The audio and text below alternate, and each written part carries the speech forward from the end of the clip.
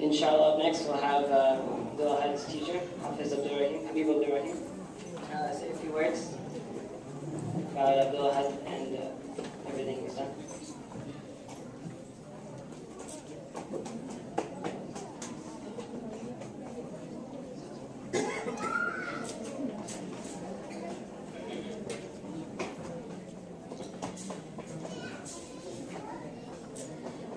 الحمد لله رب العالمين والعاقبة للمتقين والصلاة والسلام على خير خلقه محمد وآله وصحبه أجمعين.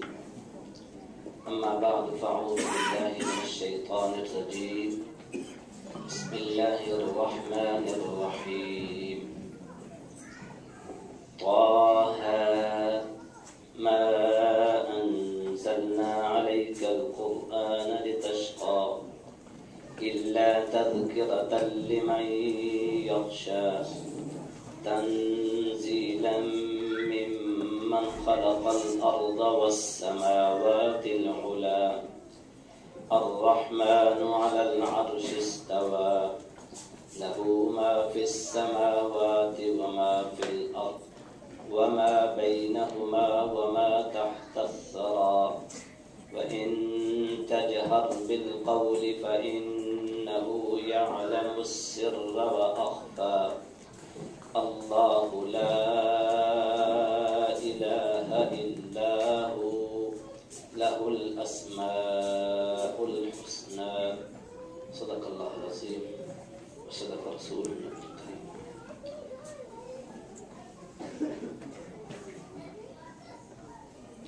میں نے سورہ طٰہٰ کی ابتدائی آیات تلاوت کی ہیں.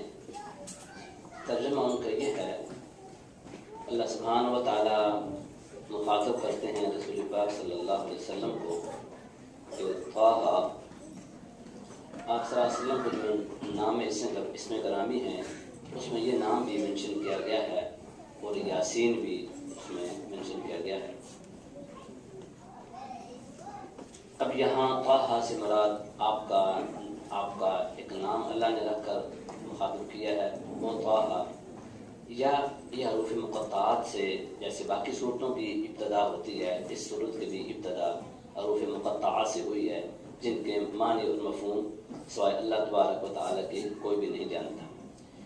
آگے اللہ تبارک و تعالیٰ فرماتے ہیں ما انزلنا علیک القرآن لتشقى، کہ اے محمد صلی اللہ علیہ وسلم آپ پر جو قرآن نازل کیا جا رہا ہے، نازل ہو رہا ہے، وہ ہے لتشقى، یہ آپ کے لیے کوئی مشقت نہیں ہے، آپ کے لیے کوئی بوجھ نہیں ہے، آپ کے لیے کوئی برڈن نہیں ہے، آپ کے لیے کوئی بڑی بھاری ایسا معاملہ نہیں ہے کہ آپ اس کو مشقت اور بوجھ سمجھیں.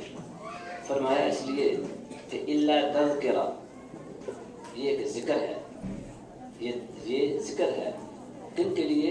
لمن یخشی، جو اللہ سے ڈرنے والے ہیں، خشیت الہی رکھنے والے ہیں، جو اللہ کے سامنے حاضر ہونے کا احساس کیے ہوئے ہیں، ان کے لیے یہ ایک ذکر ہے.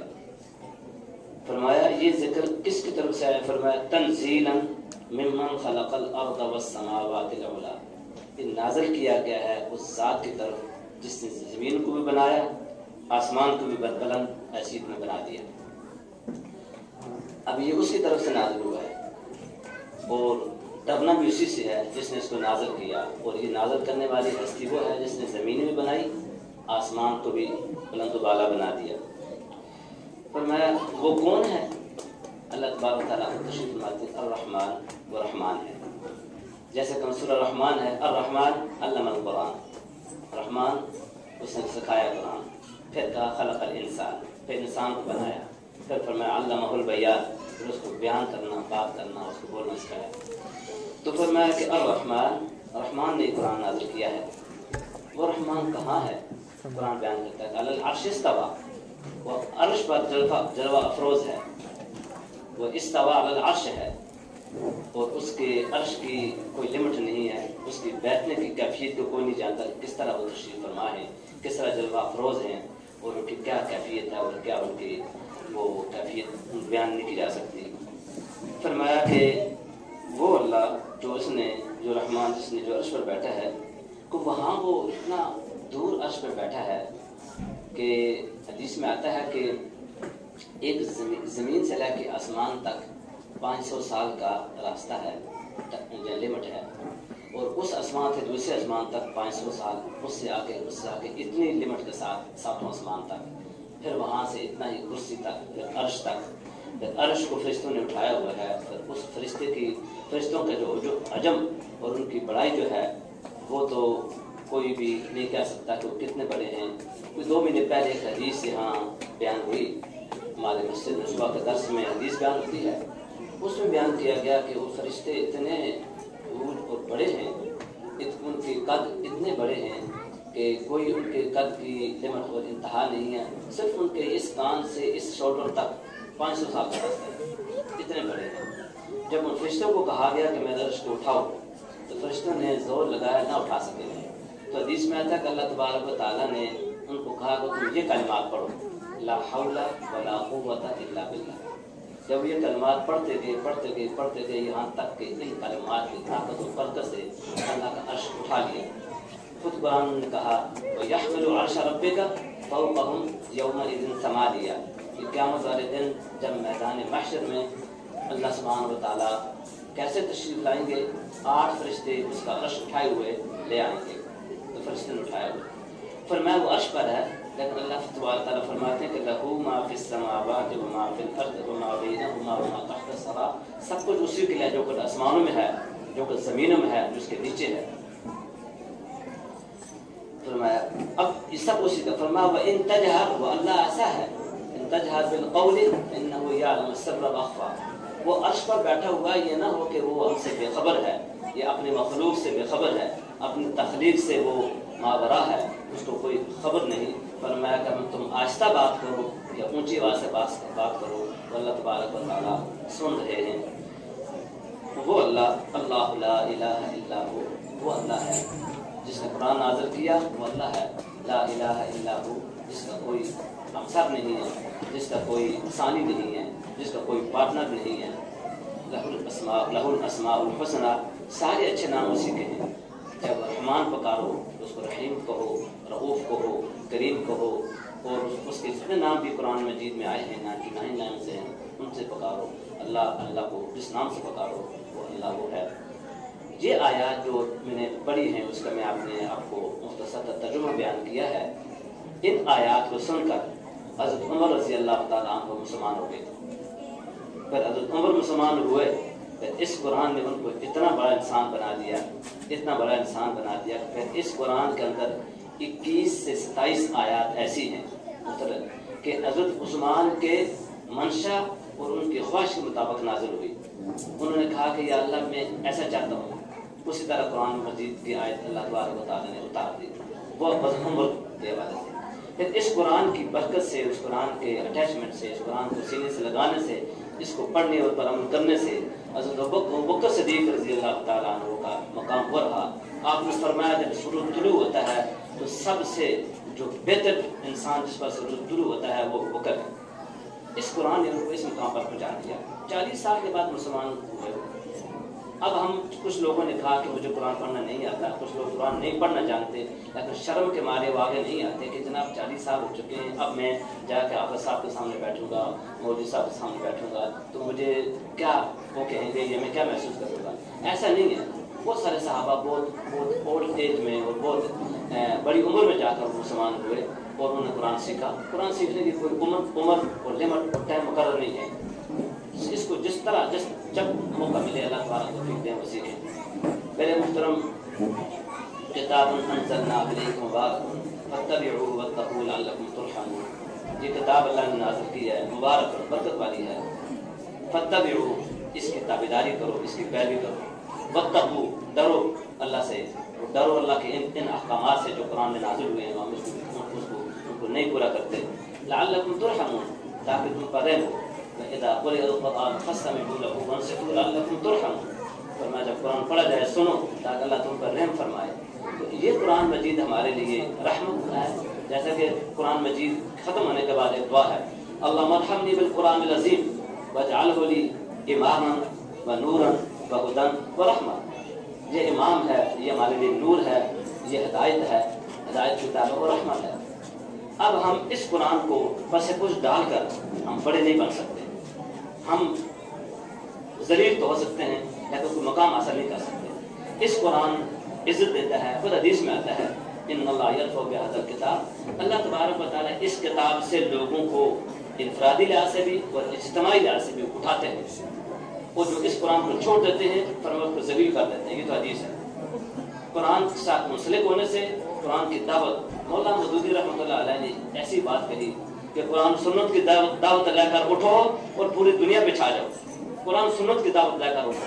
اور صحابہ کرام کے ہاتھ میں قرآن ہوتا تھا، اور جنگوں میں اور جہاد میں جہاں کی بھی جاتے تھے تو قرآن کو چھوڑ کر ہمارا یہ معاملہ ہوتا ہے.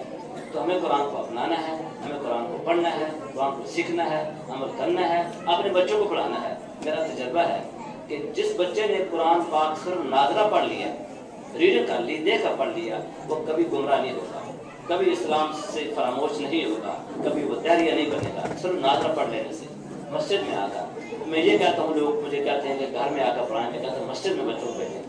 مسجد میں کیا ہوگا؟ بچہ اذان سننے گا، بچہ خواب سننے گا، اپنے ساتھ بچوں کو پڑھتا ہوا دیکھے گا، یہ بھی مسجد میں آ رہا ہے، وہ بھی آ رہا ہے، یہ میرا سرکل ہے، یہ میرا مرکز ہے، یہ میری مسجد ہے.